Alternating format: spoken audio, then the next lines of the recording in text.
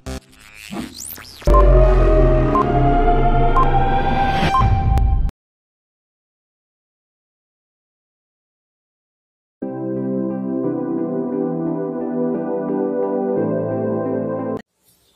ವಿದ್ಯಾರ್ಥಿನಿಯರೇ, ಎಲ್ಲರಿಗೂ ನಮಸ್ಕಾರಗಳು.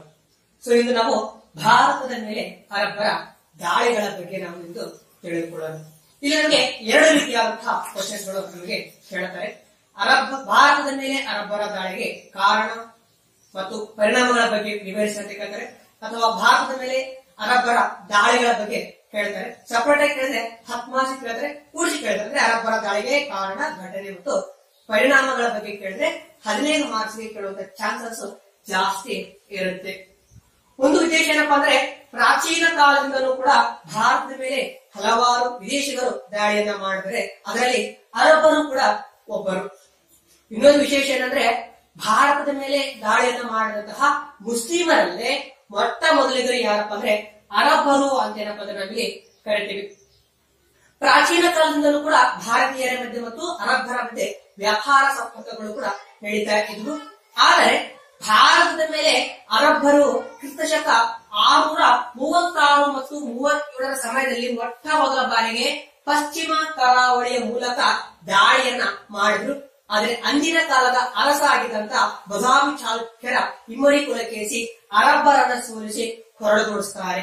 ಅಂದಿನಿಂದ ಈ 712ರವರೆಗೆ ಅರಬ್ಬರು ಭಾರತದ ಮೇಲೆ ದಾಳಿಯನ್ನ ಮಾಡೋದಕ್ಕೆ ಯೋಚನೆ ಮಾಡಿಲ್ಲ ಅಂತ ನಾವು ಇಲ್ಲಿ ಹೇಳ್ತೀವಿ.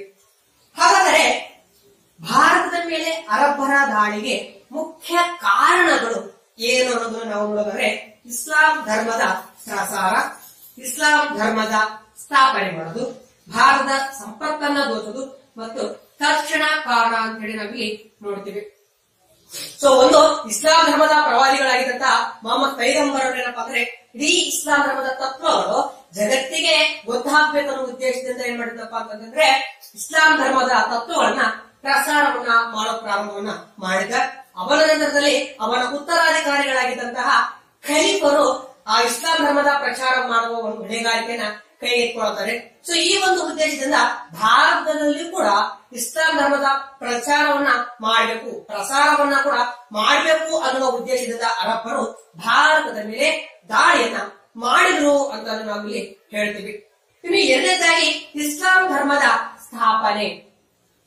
ಇಸ್ಲಾಂ ಧರ್ಮ ಸ್ಥಾಪನೆ 7ನೇ ಶತಮಾನದಲ್ಲಿ ಇಸ್ಲಾಂ ಧರ್ಮ ಸ್ಥಾಪನೆಯಾದ ನಂತರದಲ್ಲಿ ಏನಪ್ಪಾ ಅಂತಂದ್ರೆ ಹಲವಾರು ರಾಷ್ಟ್ರಗಳಲ್ಲಿ ಮುಸ್ಲಿಂ ಧರ್ಮ ತನ್ನ ಪ್ರಭುತ್ವವನ್ನ ಸ್ಥಾಪನೆ ಮಾಡುತ್ತೆ. ವಿದೇಶ ಅದರಲ್ಲಿ ಮುಖ್ಯವಾಗಿ ಸಿರಿಯಾ ಆಗಿರ್ಬೋದು, ಪ್ಯಾಲೆಸ್ಟೈನ್, ಪರ್ಷಿಯಾ ಮತ್ತು ಈಜಿಪ್ಟ್ ಮುಂತಾದ ರಾಷ್ಟ್ರಗಳಲ್ಲಿ ಮುಸ್ಲಿಂ ಧರ್ಮ ತನ್ನ ಪ್ರಭುತ್ವವನ್ನ ಸ್ಥಾಪನೆ ಮಾಡಿಕೊಂಡಾಗ ತನ್ನ ಮುಂದಿನ ಗಮನವನ್ನ ಭಾರತದ ಮೇಲೆ ಹರಿಸಿ, ಹೀಗಾಗಿ ಭಾರತವನ್ನು ಕೂಡ ಇಸ್ಲಾಂ ರಾಷ್ಟ್ರವನ್ನಾಗಿ ಮಾಡುವ ಉದ್ದೇಶದಿಂದ ಅರಬ್ಬರು ಭಾರತದ ಮೇಲೆ ದಾಳಿಯನ್ನ ಮಾಡಬಹುದು ಅಂತ ಕೂಡ ಇತಿಹಾಸಕಾರರು ಹೇಳ್ತಾರೆ. ಅದೇ ರೀತಿಯಲ್ಲಿ ಭಾರತದ ಸಂಪತ್ತು, ಇವತ್ತಿಗೂ ಕೂಡ ಭಾರತದ ಮೇಲೆ ದಾಳಿಯನ್ನ ಮಾಡಿದಂತಹ ಪ್ರತಿಯೊಬ್ಬ ವಿದೇಶಿಗಳು ಕೂಡ ದಾಳಿ ಮಾಡಿದರ ಮುಖ್ಯ ಉದ್ದೇಶ ಭಾರತದ ಸಂಪತ್ತನ್ನ ದೋಚುವುದು ಆಗಿತ್ತು ಅಂತ ನಾವು ನೋಡ್ತೀವಿ. ಈ ಉದ್ದೇಶದಿಂದ ಅರಬ್ಬರು ಕೂಡ ಭಾರತದ ಮೇಲೆ ದಾಳಿಯನ್ನ ಮಾಡಿದ್ರು. ಯಾಕಪ್ಪ ಅಂತ ಹೇಳಿದ್ರೆ ಭಾರತದಲ್ಲಿ ಸಿಗುವಂತಹ ಮಸಾಲೆ ಪದಾರ್ಥಗಳು, ಸಾಂಬಾರ್ ಪದಾರ್ಥಗಳು, ಹತ್ತಿ ಬಟ್ಟೆ ಮತ್ತು ಮುತ್ತು ರತ್ನಗಳು ಬೇರೆ ಯಾವ ದೇಶದಲ್ಲಿ ಕೂಡ ಸಿಗುತ್ತಿರಲಿಲ್ಲ. ಹೀಗಾಗಿ ಅವುಗಳನ್ನ ತಮ್ಮದಾಗಿಸಿಕೊಳ್ಳುವ ಉದ್ದೇಶದಿಂದ ಅರಬ್ಬರು ಭಾರತದ ಮೇಲೆ ದಾಳಿಯನ್ನ ಮಾಡಿದ್ರು ಅಂತ ಕೂಡ ನಾವಿಲ್ಲಿ ನೋಡ್ತೀವಿ. ಆದರೆ ಇವೆಲ್ಲದಕ್ಕಿಂತ ಮುಖ್ಯ ಉದ್ದೇಶ ಭಾರತದ ಮೇಲೆ ಯಾಕೆ ಅರಬ್ಬರು ದಾಳಿಯನ್ನು ಮಾಡೋದಕ್ಕೆ ನಾವು ತತ್ಕ್ಷಣ ಕಾರಣ ಅಂತ ಏನಪ್ಪಾ ನಾವಿಲ್ಲಿ ನೋಡ್ತೀವಿ. ಏನು ತಕ್ಷಣ ಕಾರಣ ಅಂತ ನಾವಿಲ್ಲಿ ನೋಡ್ಕೊಂತ ಬಂದಾಗ, ಪ್ರಾಚೀನದಲ್ಲಿ ಈ 7ನೇ ಶತಮಾನದಲ್ಲಿ ಏನಾಗಿತ್ತಪ್ಪ ಅಂತ ಕೇಳಿದಾಗ ಈ ಶ್ರೀಲಂಕಾದ ಅರಸರಿಗೂ ಮತ್ತು ಅರಬ್ಬರಿಗೂ ಅಂದ್ರೆ ಖಲೀಫನಿಗೆ ಏನಪ್ಪಾ ಅಂದ್ರೆ ವ್ಯಾಪಾರ ಸಂಬಂಧಗಳು ನಡೀತಾ ಇದ್ವು. ಹೀಗಾಗಿ ಈ ಪಶ್ಚಿಮ ಕರಾವಳಿಯ ಭಾಗದಲ್ಲಿ ಶ್ರೀಲಂಕಾಕ್ಕೂ ಮತ್ತು ಅರಬ್ಬರಿಗೂ ವ್ಯಾಪಾರ ಸಂಬಂಧಗಳು ನಡೀತಿರುವಂತಹ ಸಂದರ್ಭದಲ್ಲಿ ಏನಾಯ್ತಪ್ಪ ಅಂದ್ರೆ ಶ್ರೀಲಂಕಾದ ಅರಸ ಬೆಲೆ ಬಾಳುವ ಆಭರಣಗಳನ್ನ, ನರ್ತಕಿಯರನ್ನ ಮತ್ತು ಸಂಪತ್ತನ್ನ ಹಡಗುಗಳ ಮೂಲಕ ಈ ಪಶ್ಚಿಮ ಕರಾವಳಿ ಮೂಲಕ ಖಲೀಫನಿಗೆ ಕಳಿಸಿದ್ದ. ಆದರೆ ಅವುಗಳನ್ನ ಏನಾಯ್ತಪ್ಪ ಅಂದ್ರೆ ಈ ಸಿಂಧು ಪ್ರಾಂತ್ಯದ ದೇವಾಲ್ ಎನ್ನುವಂತಹ ಪ್ರದೇಶದಲ್ಲಿ ಕಡಲುಗಳ್ಳರು ಏನ್ ಮಾಡ್ತಾರಪ್ಪ ಅಂತಂದ್ರೆ ಅವುಗಳನ್ನ ದೋಸ್ತಾರೆ.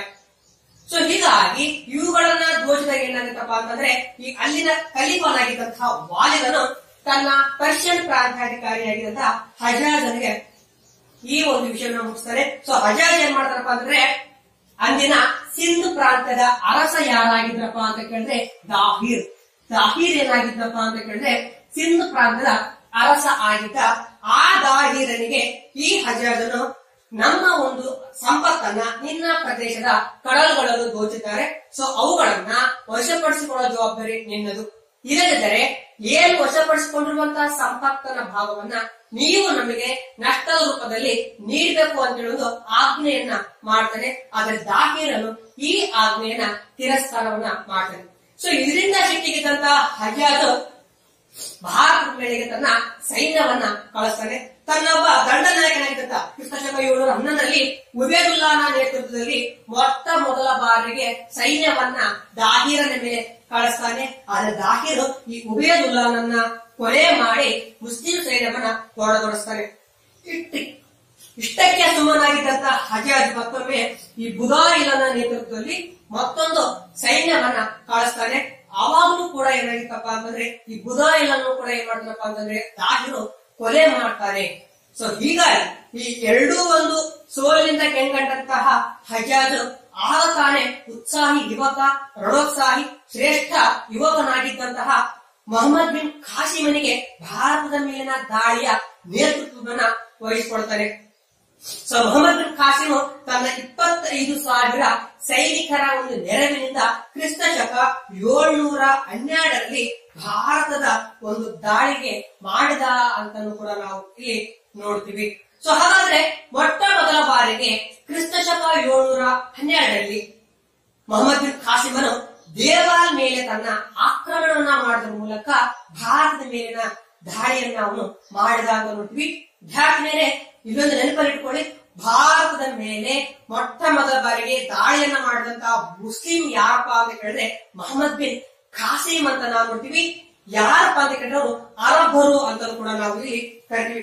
ಹಾಗಾದ್ರೆ ನಾವು ಈ ಭಾರತದ ಮೇಲಿನ ದಾಳಿಗೆ ಅದರಲ್ಲಿ ಪ್ರಮುಖವಾಗಿದ್ದಂತಹ ಘಟನೆಗಳು ಏನೇನು ಘಟನೆಗಳು ಆದವು ಅನ್ನೋದನ್ನು ನಾವು ನೋಡಿದ್ರೆ ಮೊದಲ ಬಾರಿಗೆ ದೇವಾಲ್ ಆಕ್ರಮಣ ಅಂತ ನೋಡ್ತೀವಿ. ಕ್ರಿಸ್ತಶಕ 712ರಲ್ಲಿ ಮೊಹಮ್ಮದ್ ಬಿನ್ ಖಾಸಿಮ್ ತನ್ನ 25,000 ಸೈನಿಕರ ನೆರವಿನಿಂದ ತನ್ನ ಮೊದಲ ದಾಳಿಯನ್ನ ಈ ದೇವಾಲ್ ಮೇಲೆ ಮಾಡ್ತಾನೆ. ಸೊ ದೇವಾಲ್ ಅಲ್ಲಿ ದಾಳಿ ತನ್ನ ಸೈನ್ಯವನ್ನ ಇಟ್ಟಿರ್ತಾನೆ. ಈ ಸೈನ್ಯಕ್ಕೂ ಮತ್ತು ಮೊಹಮ್ಮದ್ ಬಿನ್ ಖಾಸಿಮನ ಸೈನ್ಯಕ್ಕೂ ಘನಘೋರವಾದ ಯುದ್ಧ ಆಗ್ತದೆ. ಆದ್ರೆ ಈ ಯುದ್ಧದಲ್ಲಿ ಮೊಹಮ್ಮದ್ ಬಿನ್ ಖಾಸಿಮ್ ಜಯಶೀಲನಾಗ್ತಾನೆ. ಯುದ್ಧದಲ್ಲಿ ಹಲವಾರು ಹಿಂದೂಗಳು ಕೊಲೆಯಾಗ್ತಾರೆ. ಅಷ್ಟೇ ಅಲ್ಲ, ಹಲವಾರು ಜನರನ್ನ ಇಸ್ಲಾಂ ಧರ್ಮಕ್ಕೆ ಮತಾಂತರಗೊಳಿಸಲಾಯಿತು ಅಂತ ಕೂಡ ನಾವು ಇಲ್ಲಿ ನೋಡ್ತೀವಿ. ಸೊ ಈ ದೇವಾಲ್ ಅನ್ನ ವಶಪಡಿಸಿಕೊಂಡ ನಂತರ ಮೊಹಮ್ಮದ್ ಬಿನ್ ಖಾಸಿಮ್ ನೆರುನ್, ಸೆವಾನ್ ಮತ್ತು ಸಿಸಾಬ್ಗಳ ಮೇಲೆ ದಾಳಿಯನ್ನ ಮಾಡ್ತಾನೆ. ಈ ನೆರುನ್ ಮೇಲೆ ದಾಳಿಯನ್ನ ಮಾಡಿದಾಗ ಈ ನೆರುನ್ ನಲ್ಲಿ ಬಹುಸಂಖ್ಯಾತರು ಯಾರಾಗಿದ್ರಪ್ಪ ಅಂದ್ರೆ ಬೌದ್ಧ ಧರ್ಮದವರು ಆಗಿದ್ರು. ವಿಶೇಷವಾಗಿ ಬೌದ್ಧ ಧರ್ಮದವರು ಅಹಿಂಸಾವಾದಿಗಳು ಆಗಿರೋದ್ರಿಂದ ಯಾವುದೇ ಪ್ರತಿರೋಧವನ್ನ ತೋರಲಾದೆ ಮೊಹಮ್ಮದ್ ಬಿನ್ ಖಾಸಿಮನಿಗೆ ಶರಣಾಗತರಾಗ್ತಾರೆ. ಮುಂದುವರೆದು ಮೊಹಮ್ಮದ್ ಬಿನ್ ಖಾಸಿಮ್ ಸೆವಾನನ್ನ ವಶಪಡಿಸಿಕೊಳ್ತಾನೆ. ನಂತರದಲ್ಲಿ ಜಾಟರ ಪ್ರದೇಶವಾಗಿದ್ದಂತಹ ಸಿಸಾಮ್ ಅನ್ನು ಕೂಡ ವಶಪಡಿಸಿಕೊಳ್ತಾನೆ. ಸೊ ಹೀಗೆ ತನ್ನ ಮೊದಲನೇ ಒಂದು ದಾಳಿ ಒಳಗಡೆ ಏನ್ ಮಾಡ್ತಾರಪ್ಪ ಅಂದ್ರೆ ದೇವಾಲ್ ವಶಪಡಿಸಿಕೊಳ್ತಾನೆ. ನೆರುನ್, ಸೆವಾನ್ ಮತ್ತು ಸಿಸಾಮ್ಗಳನ್ನ ವಶಪಡಿಸಿಕೊಂಡು ಸಿಂಧೂ ನದಿಯನ್ನ ದಾಟಿ ರಾವಾರ್ ಅನ್ನುವಂತಹ ಪ್ರದೇಶವನ್ನ ಇವನು ತಲುಪ್ತಾನೆ. ಸೊ ಇದೇ ಸಂದರ್ಭದಲ್ಲಿ ಏನಾಗುತ್ತಪ್ಪ ಅಂತಂದ್ರೆ ದಾಹಿರನು ಕೂಡ ರಾವಾರಕ್ಕೆ ಬಂದು ಬೀಡ್ ಬಿಟ್ಟ ಅಂತ ನಾವು ನೋಡ್ತೀವಿ. ಇದೇ ಇತಿಹಾಸ ಪ್ರಸಿದ್ಧವಾಗಿದ್ದಂತಹ ರಾವಾರ್ ಕದನ ಅಥವಾ ಸಿಂಧದ ಆಕ್ರಮಣ ಅಂತ ಕೂಡ ಏನಪ್ಪಾ ಅಂದ್ರೆ ನಾವು ಇಲ್ಲಿ ಕರಿತೀವಿ. ಆತ್ಮೀಯ ವಿದ್ಯಾರ್ಥಿನಿಯರೇ, ನಮಗಿದನ್ನ 2 ಮಾರ್ಕ್ಸ್ಗೆ ಕ್ವಶನ್ ಅನ್ನ ಕೇಳ್ತಾರೆ. ಯಾವಾಗ ಮತ್ತು ಯಾರ ಮಧ್ಯೆ ರಾವಾರ್ ಕದನ ಆಯ್ತಪ್ಪ ಅಂದ್ರೆ ಕ್ರಿಸ್ತಶಕ 712ರಲ್ಲಿ ದಾಹಿರ್ ಮತ್ತು ಮೊಹಮ್ಮದ್ ಬಿನ್ ಖಾಸಿಮನ ಮಧ್ಯೆ ಈ ರಾವಾರ್ ಕದನ ಅನ್ನುವಂಥದ್ದು ನಡೀತೆ ಅಂತ ಕೂಡ ಏನಪ್ಪಾ ಅಂದ್ರೆ ನಾವಿಲ್ಲಿ ನೋಡ್ತೀವಿ. ಸೊ ಮೊಹಮ್ಮದ್ ಬಿನ್ ಖಾಸಿಮ್ ತನ್ನ 25,000 ಸೈನಿಕರಿಂದ ರಾವಾರ್ ತಲುಪ್ತಾನೆ. ಆ ಕಡೆಯಿಂದ ದಾಹಿರ್ ತನ್ನ 50,000 ಸೈನಿಕರ ನಡುವಿಂದ ಈ ಪ್ರದೇಶವನ್ನ ತಲುಪ್ತಾನೆ. ಇವರಿಬ್ಬರ ಮಧ್ಯೆ ಕ್ರಿಸ್ತಶಕ 712 ಜೂನ್ 20ರಂದು ಇತಿಹಾಸ ಪ್ರಸಿದ್ಧವಾಗಿದ್ದಂತಹ ರಾವಾರ್ ಕದನ ನಡೀತದ. ಬಹಳಷ್ಟು ಘನಘೋರವಾಗಿದ್ದಂತಹ ಯುದ್ಧ ಪ್ರಾರಂಭ ಆಗ್ತದೆ. ಆರಂಭದಲ್ಲಿ ವಿಜಯ ದಾಹಿರನ ಪರವಾಗಿರುತ್ತೆ. ಆದರೆ ಈ ಮೊಹಮ್ಮದ್ ಬಿನ್ ಕಾಸಿಮನ ಪಡೆಯಿಂದ ಬಂದಂತಹ ಒಂದು ಬಾಣ ಏನಾಗುತ್ತಪ್ಪ ಅಂತಂದ್ರೆ ದಾಹಿರನು ಕುಳಿತುಕೊಂಡಿದ್ದಂತಹ ಆನೆ ಕಣ್ಣಿಗೆ ಬೀಳುತ್ತೆ. ಹೀಗಾಗಿ ದಾಹಿರನು ಆನೆಯಿಂದ ನೆಲಕುರುಳಿ ಬೀಳುತ್ತಾನೆ. ಸೊ ದಾಹಿರನ ಸೈನ್ಯ ದಾಹಿರನ ಮರಣವನ್ನ ಹೊಂದಿರ್ಬೇಕಂತ ತಿಳ್ಕೊಂಡು ಸೈನ್ಯ ಪಲಾಯನವನ್ನ ಮಾಡಿಬಿಡುತ್ತೆ. ದಾಹಿರನು ಮೊಹಮ್ಮದ್ ಬಿನ್ ಕಾಸಿಮನ ಕೈಗೆ ಸಿಕ್ಕು ಕೊಲೆ ಆದ ಅಂತೇಳಿ. ಸೊ ಹೀಗಾಗಿ ಈ ರಾವಾರ್ತದೊಳಗಡೆ ಮೊಹಮ್ಮದ್ ಬಿನ್ ಕಾಸಿಂ ಏನ್ ಮಾಡ್ತಾನಪ್ಪ ಅಂದ್ರೆ ಗೆಲುವನ್ನ ಸಾಧಿಸ್ತಾನೆ. ಈ ಸುದ್ದಿ ತಿಳಿದಂತಹ ದಾಹಿರನ ಪತ್ನಿ ಜೋಹಾರನ್ನ ಆಚರಿಸಿತು ಅಂತ ಕೂಡ ಏನಪ್ಪಾ ಅಂತಂದ್ರೆ ನಾವು ಇಲ್ಲಿ ನೋಡ್ತೀವಿ. ಸೊ ಯಾವಾಗ ಇವನು ಈ ರಾವಾರ್ ಪ್ರದೇಶದಲ್ಲಿ ಗೆದ್ದುಕೊಂಡಾಗ ಏನ್ ಮಾಡ್ತಾನಪ್ಪ ಅಂದ್ರೆ ಮುಂದುವರೆದು ಮೊಹಮ್ಮದ್ ಬಿನ್ ಕಾಸಿಂ ಈ ಬ್ರಾಹ್ಮಣ ಭಾಗವನ್ನ ತಲುಪ್ತಾರೆ. ಸೊ ಈ ಬ್ರಾಹ್ಮಣ ಭಾಗವನ್ನ ದಾಹಿರನ ಮಗ ಜೈಸಿಂಗ್ ಆಳ್ವಿಕೆಯನ್ನ ಮಾಡ್ತಾ ಇದ್ದ. ಸೊ 712ರಲ್ಲಿ ಬ್ರಾಹ್ಮಣ ಭಾಗ ಮೇಲೆ ದಾಳಿಯನ್ನ ಮಾಡಿ ಜೈಸಿಂಗನನ್ನ ಸೋಲಿಸ್ತಾರೆ. ಸೋತಂತ ಜೈಸಿಂಗ್ ಪಲಾಯನವನ್ನ ಮಾಡ್ತಾನೆ.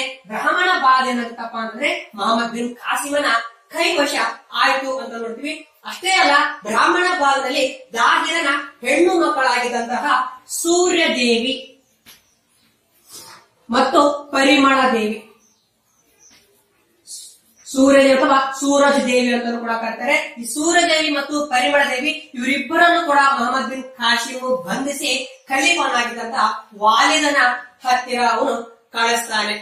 ಸೊ ನಂತರದಲ್ಲಿ ಏನಾಗ್ತಾನಪ್ಪ ಅಂದ್ರೆ ಬ್ರಾಹ್ಮಣ ಭಾಗ ವಶಪಡಿಸಿಕೊಂಡ ನಂತರದಲ್ಲಿ ಮುಲ್ತಾನ್ ಮೇಲೆ ಮೊಹಮ್ಮದ್ ಬಿನ್ ಕಾಸಿಂ ದಾಳಿಯನ್ನ ಮಾಡ್ತಾನೆ. ಕ್ರಿಸ್ತ ಶಕ 713ರಲ್ಲಿ ಮುಲ್ತಾನ್ ಮೇಲೆ ದಾಳಿ ಮಾಡಿ ಮುಲ್ತಾನ್ ಅನ್ನು ಕೂಡ ಅವರು ವಶಪಡಿಸಿಕೊಂಡು ಅಪಾರ ಸಂಪತ್ತನ್ನ ದೋಚಿಕೊಳ್ಳುತ್ತಾರೆ. ಈ ಸಮಯದಲ್ಲಿ ಏನಾಗಿತ್ತಪ್ಪ ಅಂದ್ರೆ ಮೊಹಮ್ಮದ್ ಬಿನ್ ಕಾಸಿಂ ಭಾರತದ ಒಳಗಡೆ ನುಗ್ಗಿ ಕನೂಜ್ ಮೇಲೆ ದಾಳಿಯನ್ನು ಮಾಡುವ ಉದ್ದೇಶ ಇಟ್ಟುಕೊಂಡಿದ್ದ. ಆದರೆ ವಾಲಿದ್ ಏನ್ ಮಾಡ್ತಾನಪ್ಪ ಅಂದ್ರೆ ಮೊಹಮ್ಮದ್ ಬಿನ್ ಕಾಸಿಮನಿಗೆ ಮರಳಿ ಬರುವಂತೆ ಸೂಚಿಸ್ತಾನೆ. ಸೊ ಹೀಗಾಗಿ ಏನ್ ಮಾಡ್ತಾನಪ್ಪ ಅಂತಂದ್ರೆ ಸಿಂಧ್ ಪ್ರಾಂತ್ಯಕ್ಕೆ ಮಾತ್ರ ಅರಬ್ಬರ ದಾಳಿಗಳು ಸೀಮಿತವಾಗ್ತವೆ. ಸೊ ಹೀಗಾಗಿ ಮೊಹಮ್ಮದ್ ಬಿನ್ ಕಾಸಿಂ ಮುಂದೆ ಬರಲಾರದೆ ವಾಪಸ್ ತವರು ದೇಶಕ್ಕೆ ಮರಳಿದ ಅಂತ ಏನಪ್ಪಾ ಅಂದ್ರೆ ನಾವು ಇಲ್ಲಿ ನೋಡ್ತೀವಿ. ಸೊ ಇವು ಪ್ರಮುಖವಾಗಿ ಮೊಹಮ್ಮದ್ ಬಿನ್ ಕಾಸಿಮನ ಭಾರತದ ಮೇಲೆ ದಾಳಿಗಳು ಅಥವಾ ಅರಬ್ಬರ ಭಾರತದ ಮೇಲಿನ ಪ್ರಮುಖ ದಾಳಿಗಳು ಅಂತ ನಾವು ಇಲ್ಲಿ ನೋಡ್ತೀವಿ. ಹಾಗಾದ್ರೆ ಮೊಹಮ್ಮದ್ ಬಿನ್ ಕಾಸಿಮನ ಅಂತ್ಯ ಹೇಗಾಯ್ತು ಅಂತ ಬಹುಮುಖ್ಯವಾಗಿರುವಂತದ್ದು. ಸೊ ಹೇಗೆ ಇತಿಹಾಸದಲ್ಲಿ ಏನಪ್ಪಾ ಅಂತಂದ್ರೆ ಮೊಹಮ್ಮದ್ ಬಿನ್ ಕಾಸಿಮನು ಉಲ್ಕಿಯಂತೆ ಪ್ರಕಾಶಮಾನವಾಗಿ ಬೆಳೆದು ಅಷ್ಟೇ ಅವನು ಅವನತಿಯನ್ನ ಹೊಂದಿದ ಅಂತೇಳಿ. ಯಾಕಂತ ಕೇಳಿದಾಗ ಏನು ಈ ಬ್ರಾಹ್ಮಣ ಭಾಗದಲ್ಲಿ ಸಿಕ್ಕಿದಂತಹ ಸೂರ್ಯದೇವಿ ಮತ್ತು ಪರಿಮಳ ದೇವಿಯನ್ನ ಖಲೀಫನ ಹತ್ತಿರ ಕಳಿಸಿರ್ತಾರೆ. ಸೊ ಕಳಿಸಿದಾಗ ತನ್ನ ತಂದೆಯ ಸೇಡನ್ನ ತೀರಿಸಿಕೊಳ್ಳುವ ಸಲುವಾಗಿ ಸೂರ್ಯದೇವಿ ಮತ್ತು ಪರಿಮಳ ದೇವಿ ಏನ್ ಮಾಡ್ತಾರಪ್ಪ ಅಂತಂದ್ರೆ ನಾವು ಇಲ್ಲಿಗೆ ಬರೋದಕ್ಕಿಂತ ಪೂರ್ವದಲ್ಲೇ ಮೊಹಮ್ಮದ್ ಬಿನ್ ಕಾಸಿಂ ನಮ್ಮ ಪಾತಿವ್ರತ್ಯವನ್ನ ಹಾಳು ಮಾಡಿದ್ದಾನೆ ಅಂತೇಳಿ ಸುಳ್ಳನ್ನ ವಾಲಿದನಿಗೆ ಹೇಳ್ತಾರೆ. ಇದನ್ನ ಸತ್ಯ ಅಂತ ತಿಳಿದುಕೊಂಡಂತ ವಾಲಿದ್ ಏನ್ ಮಾಡ್ತಾನಪ್ಪ ಅಂತಂದ್ರೆ ಮೊಹಮ್ಮದ್ ಬಿನ್ ಕಾಸಿಮನ್ನ ಚಿತ್ರಹಿಂಸೆ ಕೊಟ್ಟು ಕೊಲೆಯನ್ನ ಮಾಡಿದ ಅಂತ ನಾವು ಇಲ್ಲಿ ನೋಡ್ತೀವಿ. ತದನಂತರದಲ್ಲಿ ಸುಳ್ಳು ಹೇಳಿದಂತ ತಿಳಿದಂತ ವಾಲಿದ್ ಏನ್ ಮಾಡ್ತಾರಪ್ಪ ಅಂತಂದ್ರೆ ಪರಿಮಳ ದೇವಿ ಮತ್ತು ಸೂರ್ಯದೇವರನ್ನ ಕುದುರೆ ಬಾಲಕ್ಕೆ ಕಟ್ಟಿ ಎಳೆದು ಸಾಯಿ ಬಡದ ಅಥವಾ ಮರಣವನ್ನು ಸಾಯಿಸಿದ ಅಂತ ಕೂಡ ನಾವು ಇಲ್ಲಿ ನೋಡ್ತೀವಿ. ಸೊ ಇಲ್ಲಿಗೆ ಮೊಹಮ್ಮದ್ ಬಿನ್ ಕಾಸಿಮನ ಒಂದು ಅಂತ್ಯ ಆಯ್ತು ಅಂತ ನಾವು ಇಲ್ಲಿ ನೋಡ್ತೀವಿ. ನಂತರ ಪರಿಣಾಮಗಳನ್ನ ನೋಡ್ಬೇಕಾದ್ರೆ ಇತಿಹಾಸಕಾರರ ಪ್ರಕಾರ ಹಲವಾರು ಇತಿಹಾಸಕಾರರು ಹೇಳ್ತಾರೆ ಕೇವಲ ಇದೊಂದು ಘಟನೆ ಮಾತ್ರ ಆಗಿತ್ತು, ಭಾರತದಲ್ಲಿ ಯಾವುದೇ ರೀತಿಯಾದಂತಹ ಪರಿಣಾಮಗಳು ಬೀರಲಿಲ್ಲ ಅಂತ ಕೂಡ ಇದರಲ್ಲಿ ಹೇಳ್ತಾರೆ. ಆದರೆ ವಿಶೇಷವಾಗಿ ಏನು ಪರಿಣಾಮ ಬೀರ್ತಪ್ಪ ಅಂತಂದ್ರೆ ವಿದೇಶಿಯರಿಗೆ ಆಹ್ವಾನ ನೀತಿ ಅಂತೇಳಿ. ಯಾಕಂದ್ರೆ ಅರಬ್ಬರ ದಾಳಿ ನಂತರ ಮುಂದೆ ಬರುವಂತಹ ಗಜನಿ ಘೋರಿ ಅಫಘಾನರಿಗೂ ಮೊಘಲರಿಗೆ ಈ ಅರಬ್ಬರ ದಾಳಿಗಳು ಬಹಳಷ್ಟು ಅನುಕೂಲ ಮಾಡಿಕೊಟ್ಟವು ಅಂತ ಕೂಡ ನಾವು ಇಲ್ಲಿ ನೋಡ್ತೀವಿ. ಸೊ ಮುಂದೆ ಬಂದ ವಿದೇಶಿಯರಿಗೆ ಅರಬ್ಬರ ದಾಳಿಗಳು ಪ್ರೇರೇಪಣೆಯನ್ನ ನೀಡಿದವು ಅಂತೇಳಿ. ನಂತರದಲ್ಲಿ ವ್ಯಾಪಾರ ಪರಿಣಾಮಗಳು ಅರಬ್ಬರ ಭಾರತ ಮೇಲಿನ ದಾಳಿಗಳ ನಂತರದಲ್ಲೂ ಕೂಡ ಏನಂತಪ್ಪ ಅಂದ್ರೆ ಅರಬ್ಬರಿಗೂ ಮತ್ತು ಭಾರತೀಯರ ಮಧ್ಯೆ ಉತ್ತಮವಾದಂತಹ ವ್ಯಾಪಾರ ಸಂಪರ್ಕಗಳು ವೃದ್ಧಿಯಾಗಿದ್ವು ಅಂತ ನಾವು ಇಲ್ಲಿ ನೋಡ್ತೀವಿ. ನಂತರ ಸಾಂಸ್ಕೃತಿಕ ಪರಿಣಾಮಗಳು. ಸೊ ಸಾಂಸ್ಕೃತಿಕ ಪರಿಣಾಮಗಳನ್ನ ನೋಡಬೇಕಾಗಿದ್ರೆ ವಿಶೇಷವಾಗಿ ಭಾರತದ ಮೇಲೆ ಅರಬ್ಬರು ದಾಳಿಯನ್ನ ಮಾಡೋದ್ರಿಂದ ಭಾರತದಲ್ಲಿದ್ದಂತಹ ಶ್ರೀಮಂತ ಒಂದು ಸಾಂಸ್ಕೃತಿಕ ಅರಿವು ಅರಬ್ಬರಲ್ಲಿ ಮೂರ್ತಿ ಅಂತಲೂ ಕೂಡ ನಾವು ಇಲ್ಲಿ ನೋಡ್ತೀವಿ. ಅಷ್ಟೇ ಅಲ್ಲ, ಇಲ್ಲಿದ್ದಂತಹ ಒಂದು ವ್ಯಾಕರಣ ಆಗಿರ್ಬೋದು, ವೈದ್ಯಶಾಸ್ತ್ರ ಆಗಿರ್ಬೋದು, ಇತಿಹಾಸದ ಬಗ್ಗೆ ಆಗಿರ್ಬೋದು, ಮುಂತಾದ ವಿಷಯಗಳನ್ನ ಅರಬ್ಬರು ಕಲ್ತ್ಕೊಂಡ್ರು ಅಂತ ಕೂಡ ಏನಪ್ಪಾ ಅಂತಂದ್ರೆ ನಾವು ಇಲ್ಲಿ ನೋಡ್ತೀವಿ. ಸೊ ಹೀಗಾಗಿ ಸಾಂಸ್ಕೃತಿಕವಾಗಿ ಕೂಡ ಬಹಳಷ್ಟು ಪರಿಣಾಮಗಳು ಇಲ್ಲಿ ಬೀರಿರುವ ಅಂತ ಕೂಡ ನಾವು ಇಲ್ಲಿ ನೋಡ್ತೀವಿ. ಒಟ್ಟಿನಲ್ಲಿ ನೋಡೋದಾದ್ರೆ ಈ ಅರಬ್ಬರ ದಾಳಿಗಳಿಂದ ಭಾರತದ ಮೇಲೆ ಹಲವಾರು ಪರಿಣಾಮಗಳು ಕೂಡ ಬೀರಿರುವಂತ ಕೂಡ ನಾವು ಇಲ್ಲಿ ನೋಡ್ತೀವಿ. ವಿಶೇಷವಾಗಿ ಏನಪ್ಪಾ ಅಂದ್ರೆ ನಂತರ ಬಂದಂತಹ ಗಜನಿ ಮತ್ತು ಗೋರಿಗೆ ಭಾರತದ ಮೇಲೆ ದಾಳಿ ಮಾಡೋದಕ್ಕೆ ಅರಬ್ಬರ ದಾಳಿಗಳೇ ಮುಖ್ಯ ಕಾರಣಗಳು ಆಗುವು ಅಂತ ಕೂಡ ನಾವು ಇಲ್ಲಿ ನೋಡ್ತೀವಿ. ಸೊ ಆತ್ಮೀಯ ವಿದ್ಯಾರ್ಥಿಗಳೇ, ಮುಂದಿನ ಒಂದು ವಿಡಿಯೋದಲ್ಲಿ ಏನಪ್ಪಾ ಅಂದ್ರೆ ನಾವು ಮೊಹಮ್ಮದ್ ಗಜನಿಯ ಬಗ್ಗೆ ನಾನು ತಿಳಿಸಿಕೊಡೋದಕ್ಕೆ ಇಷ್ಟಪಡ್ತೇನೆ. ಎಲ್ಲರಿಗೂ ನಮಸ್ಕಾರಗಳು.